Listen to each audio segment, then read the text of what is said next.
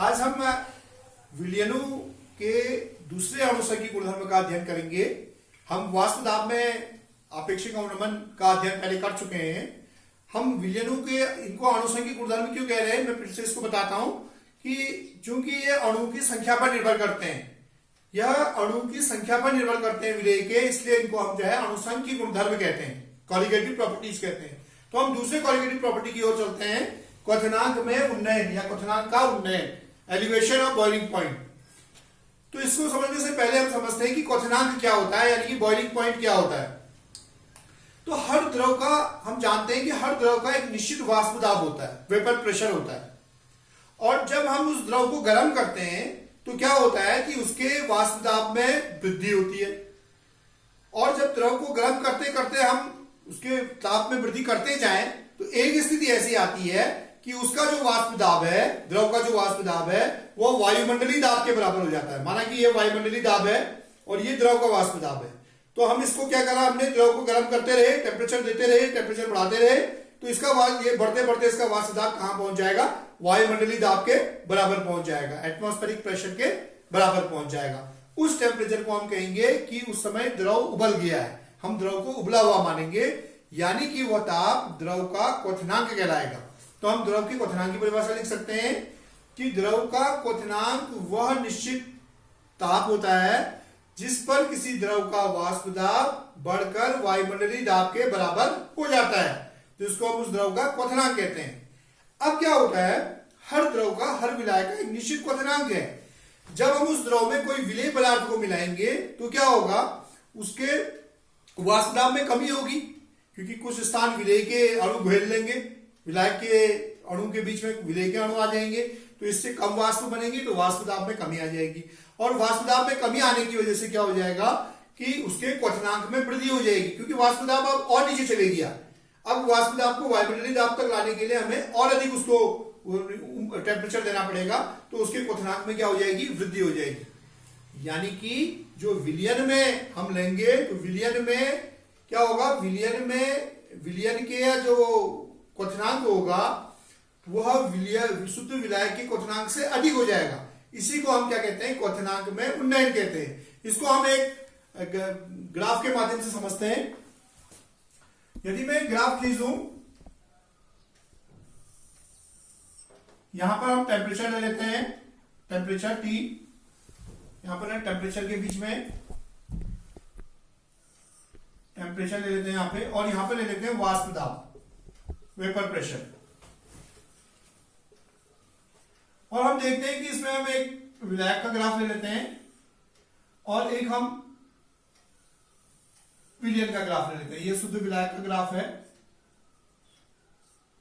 शुद्ध विलायक, और ये नीचे वाला ग्राफ जो है विलयन का ग्राफ है। और माना ये हमारा क्या है, ये हमारा वायुमंडलीय दाब है, एटमॉस्फेरिक प्रेशर है।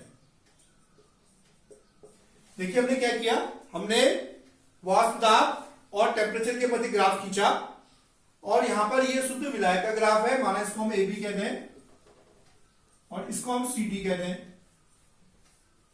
तो एक तो चीज ये नोट करने की है कि जो शुद्ध विलायक का वाष्प दाब है वो देखिए आप हमेशा अधिक है, उसका ग्राफ हमेशा ऊपर है AB का CD की तुलना में, तो उसका वाष्प दाब हमेशा क्या है, शुद्ध विलायक का अधिक है। अब हम देखते हैं कि जो शुद्ध विलायक है, शुद्ध विलायक जो है उसका वाष्प दाब बढ़ते बढ़ते वायुमंडलीय दाब पर कब पहुंच गया, देखिए यहां इस पॉइंट पे पहुंच गया, इस टेम्परेचर पर, इसको हमारा T0 कहें। तो जब हम इसका टेम्परेचर बढ़ाते गए तो T0 टेम्परेचर पर शुद्ध विलायक का जो वाष्प दाब है वो क्या हो गया, वायुमंडलीय दाब के बराबर हो गया।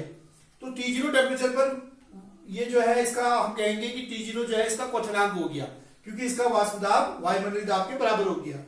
जबकि विलयन का जो वाष्प दाब है, देखिए आप इस समय विलयन का वाष्प दाब कितना है इस टेम्परेचर पर, विलयन का वाष्प दाब यहां पर है, देखिए ये यहां पहुंचा है, ये PS है।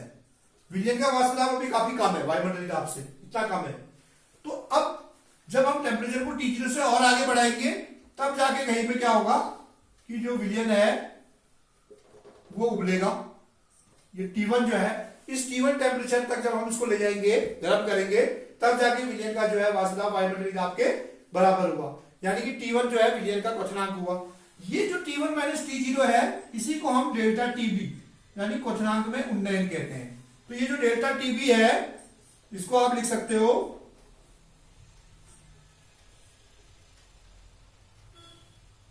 इसको हम लिख सकते हैं T1 माइनस T0। इसको हम लिख सकते हैं T1 माइनस T0, क्योंकि यहां T1 का मान ज्यादा है और T0 का मान कम है, तो ये क्वथनांक में उन्नयन है, तो इसको हम ऐसा लिखते हैं। अब एक्सपेरिमेंट से देखा गया, प्रयोगों से देखा गया कि ये जो क्वथनांक में जो उन्नयन है, यह मोलर सांद्रता के समानुपाती होता है। तो इसको हम लिख सकते हैं, ग्राफ आपने नोट कर लिया होगा कि ग्राफ क्लियर है कि शुद्ध विलायक का ये इस टेम्परेचर पर ये क्वथनांक है और विलयन का क्वथनांक ये है। तो विलयन का क्वथनांक अधिक है, जितना अधिक है ये, वही क्या हो जाएगा, क्वथनांक में उन्नयन हो जाएगा। तो अब हम इस डेल्टा टीबी को, जो delta TB T1 minus T0 है, ये आपने नोट कर लिया होगा।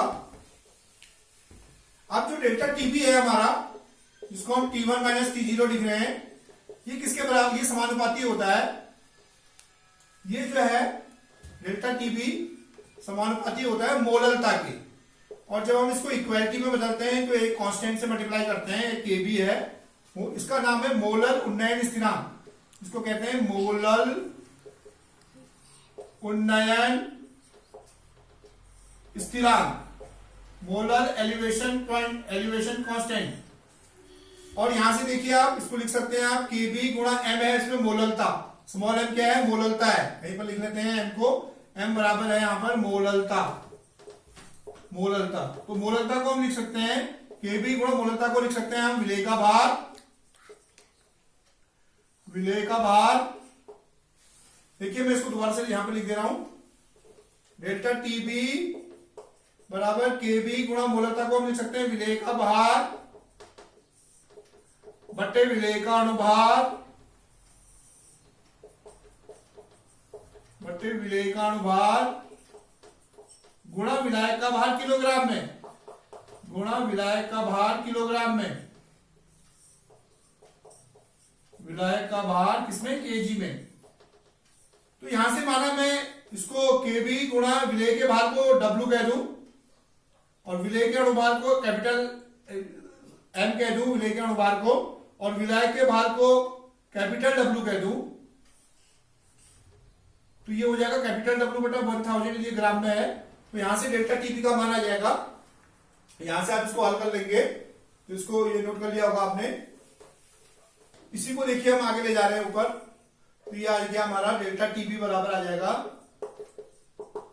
1000 इंटू Kb गुणा स्मॉल w, इसको स्मॉल w लिखा, बटे कैपिटल M गुणा कैपिटल W, जहां स्मॉल w क्या है, विलेय का भार है, और कैपिटल W क्या है, विलायक का भार है, और कैपिटल M जो है विलेय का अनुभार है। तो इस सूत्र से हम जो है क्या निकाल सकते हैं, अनुभार निकाल सकते हैं। यहां से क्रॉस मल्टीप्लाई करेंगे तो M बराबर आ जाएगा 1000 into Kb into small w बटे delta TB into capital W। इस सूत्र से हम क्या निकाल सकते हैं, अनुभार निकाल सकते हैं विलेय का। तो इस सूत्र से हम जो है आंकिक प्रश्नों को हल कर सकते हैं। आंकिक प्रश्न हम फिर अगले वीडियो में हल करेंगे। अब मैं इसका होमवर्क दे रहा हूं आपको। इसमें जो है लिखिए नंबर 1, क्वथनांक से आप क्या समझते हैं, क्वथनांक से आप क्या समझते हैं। दूसरा लिखिए मोलर उन्नयन स्थिरांक Kb की परिभाषा दीजिए।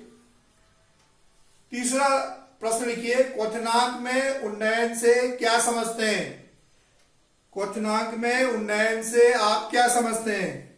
और चौथा प्रश्न लिखिए विलायक में अवाष्पशील विलेय मिलाने पर क्वथनांक में वृद्धि क्यों हो जाती है, विलायक में अवाष्पशील विलेय मिलाने पर क्वथनांक में वृद्धि क्यों हो जाती है।